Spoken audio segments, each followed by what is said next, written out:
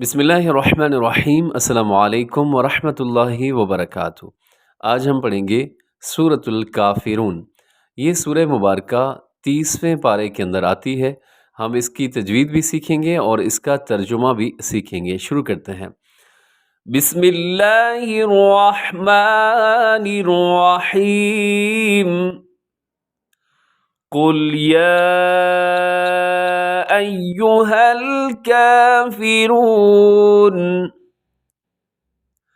لا اعبد ما تعبدون۔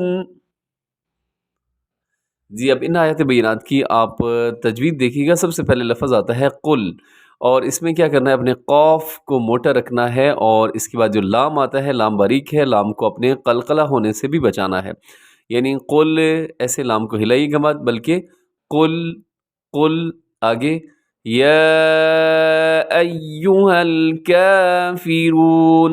یہاں پہ جو مد ہے یہ مد منفصل ہے، یہاں پہ یا الگ ہے اور ایہا یہ الگ لفظ ہے، تو یہ جو مد ہے اسے مد منفصل کہا جاتا ہے۔ پھر سنیے گا، قل یا ایہا الکافرون یا ایو، یہاں پہ یا کے اوپر تشدید بھی ہے جو دوسرا یا آتا ہے، تو آپ نے اس کو مضبوطی کے ساتھ پڑھنا ہے۔ نیکسٹ آیت دیکھیے گا، لا اعبد ما تعبدون۔ جی لا اعبد، یہاں جو مد ہے پہلے چھوٹی مد منفصل، حروف مد حمزہ الگ الگ الفاظ میں آتی ہیں، تو آگے جو لفظ ہے اعبد، یہاں پہ عین ہے، تو اس سورہ مبارکہ کے اندر آپ عین کی خوب پریکٹس کر سکتے ہیں، کیونکہ اس میں زیادہ تعداد میں جو ہے وہ عین استعمال ہوئی ہیں۔ پھر سنیے گا، لا اعبد ما تعبدون، اعبد اعبد، یہاں پہ دال کا خیال رکھیے گا، دال کو دال پہ شدو کہنا ہے، ایسے دوں ایسے آواز ناک میں نہ جائے، اس کا خیال رکھیے گا۔ لا اعبد ما تعبدون۔ آیت نمبر 3، وَلَا أَنْتُمْ عَابِدُونَ مَا أَعْبُدُ۔ جی یہاں پہ جو مد ہے یہ بھی مد منفصل ہی ہے، اور آگے انتم، یہاں نون ساکن کے بعد تا ہے، تو یہاں پہ آپ نے اخفا کرنا ہے، انتم آگے عابدون ما اعبد، یہاں عین ہے، آپ نے کوشش کرنی یہاں پہ جھٹکا نہیں دینا، یعنی اعبد اگر آپ کریں گے اعبد تو یہاں عین کی جگہ حمزہ ہو جائے گا، جھٹکا نہیں ہے، نرمی کے ساتھ پڑھنا ہے آپ نے اس کو، عین کو، ما اعبد، آخر میں دال وقف کی وجہ سے ساکن ہوگا تو دال قلقلہ ہوگا۔ پھر سنیں گے اس آیت مبارکہ کو، وَلَا أَنْتُمْ عَابِدُونَ مَا أَعْبُدُ۔ نیکسٹ آیت دیکھیے گا، وَلَا أَنَا عَابِدٌ مَا عَبَدتُّمْ وَلَا أَنَا عَابِدٌ مَا عَبَدتُّمْ۔ جی یہاں مد منفصل ہے، اور اس کے بعد لفظ ہے انا، انا کے ساتھ اگرچہ الف ہے، یعنی الف مدہ ہے بظاہر، لیکن ہم اس میں وقف کی وجہ سے تو الف پڑھیں گے، اگر ہم یہاں وقف کریں تو پھر تو الف پڑھی جائے گی، لیکن اگر وقف نہیں کریں گے، ملا کے پڑھیں گے، تو ہم کیا کریں گے، یہاں پہ الف کو نہیں پڑھیں گے، کیسے پڑھیں گے، انا انا، اس کو لمبا نہیں کریں گے۔ پھر سنیے گا، وَلَا أَنَا عَابِدٌ مَا، آگے جو لفظ ہے اس پہ عین کا خیال رکھیے گا، اور اس کے بعد جو ہے عابدن کے اوپر تنوین ہے، تنوین کے بعد میم ہے یرملون کا، تو یہاں ادغام ہوتا ہے غنے کے ساتھ، عابد ما عبدتم، یہاں پہ آپ نے تا پڑھنا ہے، دال اور تا دونوں اکٹھے آگے ہیں، تو آپ نے یہاں پہ تا پڑھنا ہے۔ پھر سنیے گے اس آیت کو، وَلَا أَنَا عَابِدٌ مَا عَبَدتُّمْ۔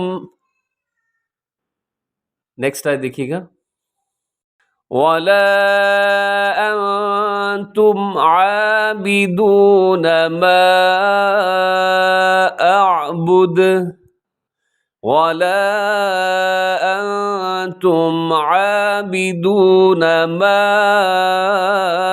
أعبد. جی یہاں بھی شروع میں مد منفصل ہے اور انتم میں بھی اخفا ہے، اور اس کے بعد جو ما اعبد یہاں جو مد ہے یہ بھی مد منفصل ہے. اور لاسٹ آیت دیکھیے گا، لَكُمْ دِينُكُمْ وَلِيَ دِينِ. پھر سنیے گا، لَكُمْ دِينُكُمْ وَلِيَ دِينِ. جی اب اس سورہ مبارکہ کو آپ ایک دفعہ سن لیجیے گا، پھر اس کے بعد ہم اس کا ترجمہ پڑھیں گے. بسم اللہ الرحمن الرحیم. قل یا ایہا الکافرون لا اعبد ما تعبدون ولا انتم عابدون ما اعبد ولا انا عابد ما عبدتم ولا انتم عابدون ما اعبد لَكُمْ دِينُكُمْ وَلِيَ دِينِ. صدق اللہ العظیم. اب اس سورہ مبارکہ کا ترجمہ سن لیجیے گا.